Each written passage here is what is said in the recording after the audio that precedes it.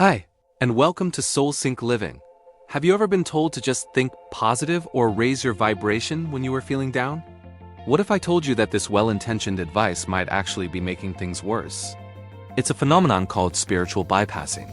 And today we're going to uncover how this form of toxic positivity can prevent true healing. So what exactly is spiritual bypassing? It's when we use spiritual beliefs, practices, or ideas to sidestep our difficult emotions, painful memories, and unresolved wounds. It's like putting a shiny, spiritual band-aid on a deep cut without cleaning it first. On the surface, it looks like we're being enlightened and positive. We say things like, everything happens for a reason, it's all love and light. Or, I'm just focusing on high vibrations.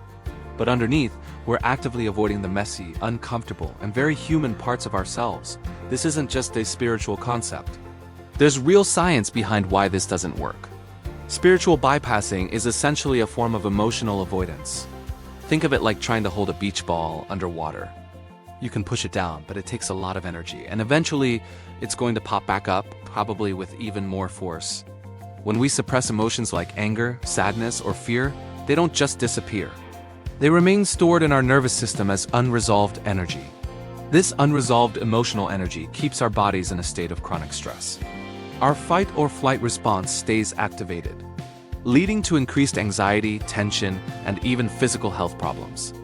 Trauma psychology research is very clear on this. Unprocessed emotions don't fade away. Instead, they often resurface in other ways like depression, chronic fatigue, burnout, or psychosomatic symptoms. That's when emotional distress shows up as physical pain, like headaches or stomach issues. Your body is trying to get your attention, telling you that something needs to be addressed. Let's be honest, avoiding pain is a natural human instinct. Nobody enjoys feeling hurt, sad, or angry. So we might turn to meditation not to sit with our feelings, but to escape them. We might use affirmations to shout over our inner voice of doubt and pain. We tell ourselves we're just being spiritual or positive, but in reality, we're building a wall between our conscious mind and our true emotional experience. The problem is, this wall doesn't just block out the pain. It also blocks out genuine connection, authenticity, and the opportunity for deep, lasting healing. Another damaging aspect of this is what's known as toxic positivity. When you're going through a tough time and someone says, "Just be grateful for what you have," it can feel incredibly invalidating. It sends a message that your negative feelings are wrong or unacceptable. This can lead to a profound sense of shame and isolation. You start to think, what's wrong with me? Why can't I just be positive like everyone else? You feel guilty for having normal human emotions, which just adds another layer of suffering. This pressure to be positive all the time can be especially harmful in spiritual communities. There can be an unspoken rule that everyone must appear enlightened, peaceful, and perpetually blissful. This creates a culture where people are afraid to be vulnerable and honest about their struggles. They fear being judged as less spiritual or low vibration. So they put on a happy mask while secretly feeling broken inside. This prevents genuine community and support, which are crucial for healing. So, if spiritual bypassing isn't the answer, what is? The path to true healing isn't about getting rid of negative emotions. It's about learning to be with them. It's about integration, not denial. This means we have to turn towards our pain with compassion and curiosity, instead of running away from it. True spiritual maturity isn't about living in a state of constant bliss. It's about having the capacity to hold both the light and the dark, the joy and the sorrow within you. The first step is emotional awareness. This is simply the practice of noticing what you're feeling without judgment. You can do this by pausing throughout your day and asking yourself, what am I feeling right now? Name the emotion. Is it sadness?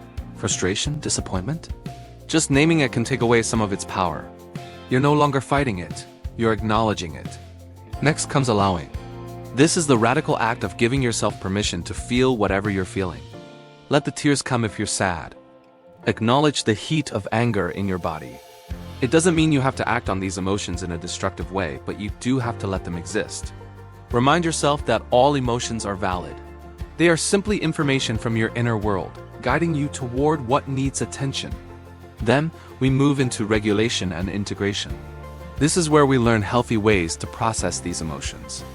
This might look like journaling, talking to a trusted friend or a therapist, moving your body through exercise or dance, or practicing mindfulness. The goal isn't to make the feeling go away instantly, but to allow it to move through you. When we do this, we integrate the experience. We learn from it, and it no longer holds the same charge over us. The wound begins to heal from the inside out. Think of it like this. A truly strong tree isn't one that never faces a storm.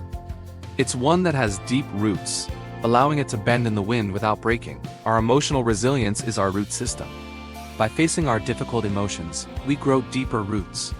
We become more grounded, more authentic, and ultimately, more whole. Spirituality becomes a resource that helps us navigate the storms of life, not a place to hide from them. So let's redefine what it means to be spiritual. It's not about being perfect or always happy, it's about being human.